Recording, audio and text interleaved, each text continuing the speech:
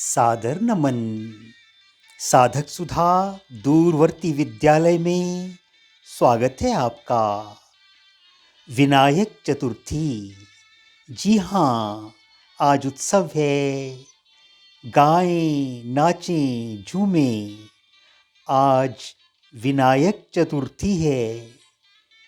यह मंगल धुन बता रही है, आओ आज नाचें, आओ आज गाएं, क्योंकि आज विनायक चतुर्थी है। 4 जनवरी सन 2022। सफलता रोने से नहीं, कुछ करने से मिलती है। कर्म से ही भाग्य बनता, विश्वकर्म प्रधान है। सूर्यस्य पश्य श्रेवाणं, यो न तन्द्रयते चरन्। चरैवेति चरैवेति, चलते रहो, सफलता कदम अवश्य चूमेगी। जी हाँ, 4 फरवरी, रवि और शिव योग। इसमें किया जाने वाला व्रत, इससे दूर होंगी परेशानियां। पुराण ऐसा कहते हैं। विनायकी चतुर्थी पर भगवान गणेश और चंद्रमा की पूजा की जाती है। कुछ ग्रंथों में चतुर्थी देवी की पूजा करने का विधान भी बताया गया है। चतुर्थी व्रत परिवार और वैवाहिक जीवन की सुख समृद्धि के लिए किया जाता है। इस बार विनायकी चतुर्थी 2 शुभ योगों में मनाई जाएगी। 4 फरवरी आज प्रातःकाल 7:08 से दोपहर 3:58 तक रवि योग है। इसके बाद सायंकाल 7:10 तक शिव योग है। आइए आज चर्चा कर ली जाए इसी पर। अरे, यह कैसा अनोखा व्रत है।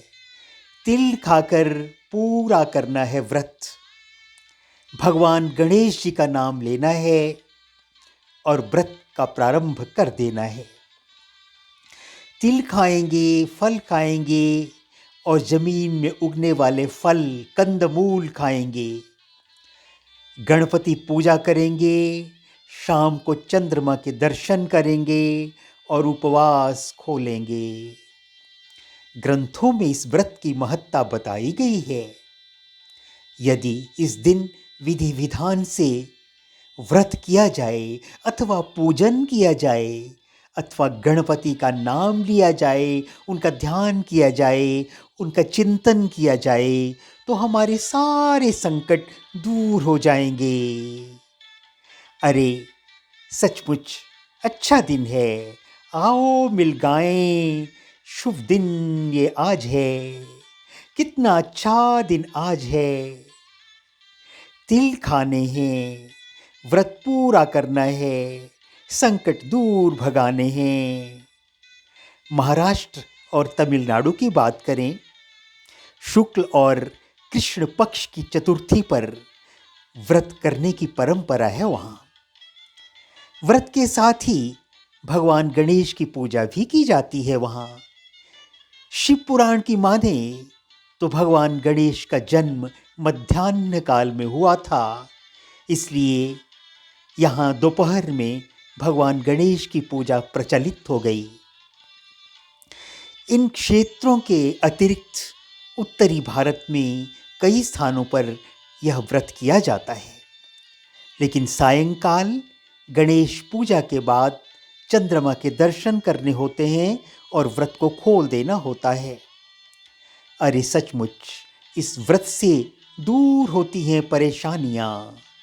परेशानियों से छुटकारा पाने के लिए कृष्ण पक्ष और शुक्ल पक्ष की चतुर्थी का व्रत किया जाता है। यह व्रत सूर्योदय से प्रारंभ होकर अगले दिन सूर्योदय तक चलता है। यद्यपि शाम को चंद्रमा के दर्शन और पूजा के बाद एक बार भोजन किया जाता है।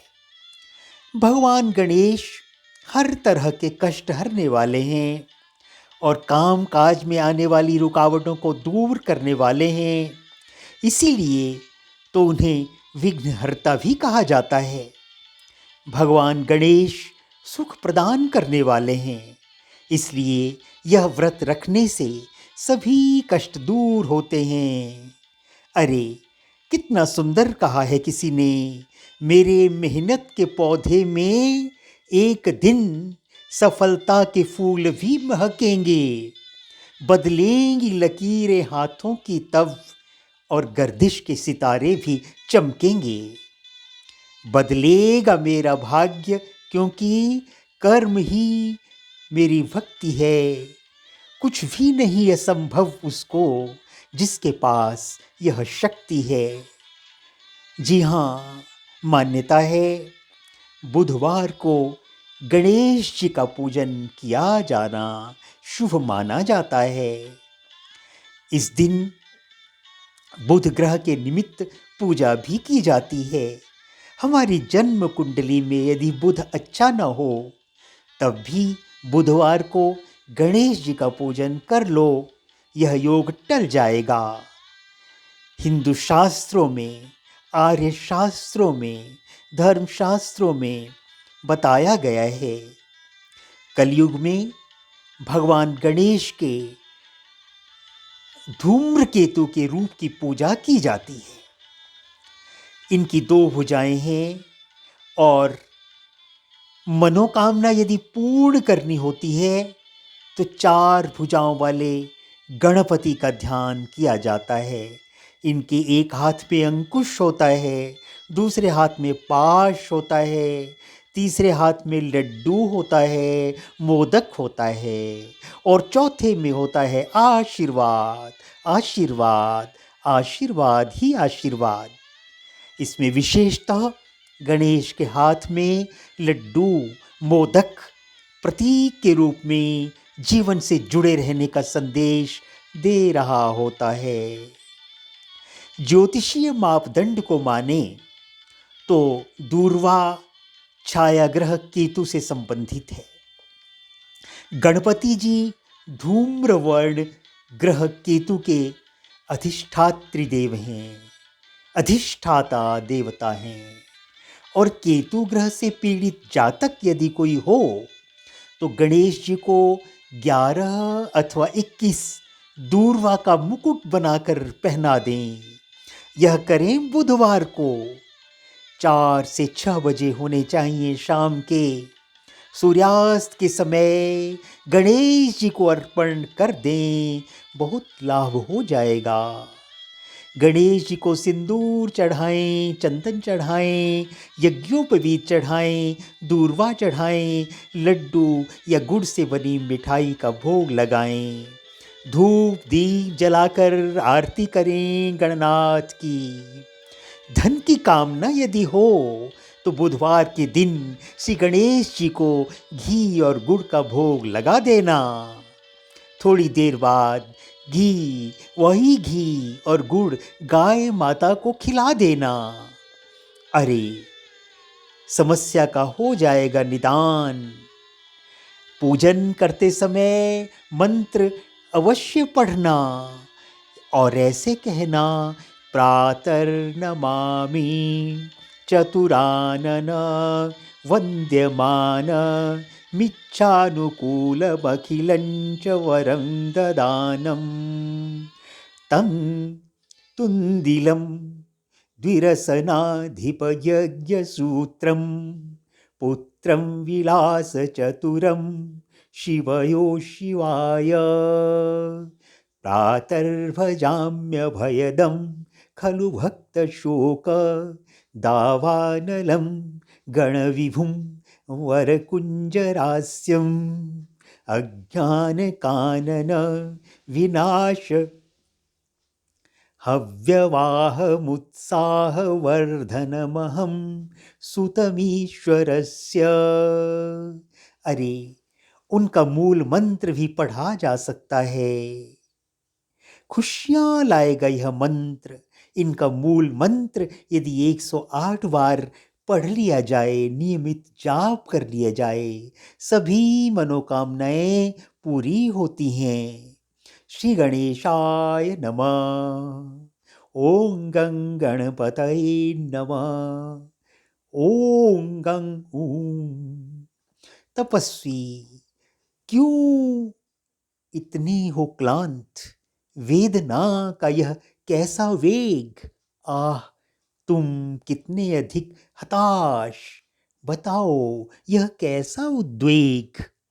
अरे, कामायनी में जयेश शंकर प्रसाद जी की ये पंक्तियां हमें फिर से याद आती हैं।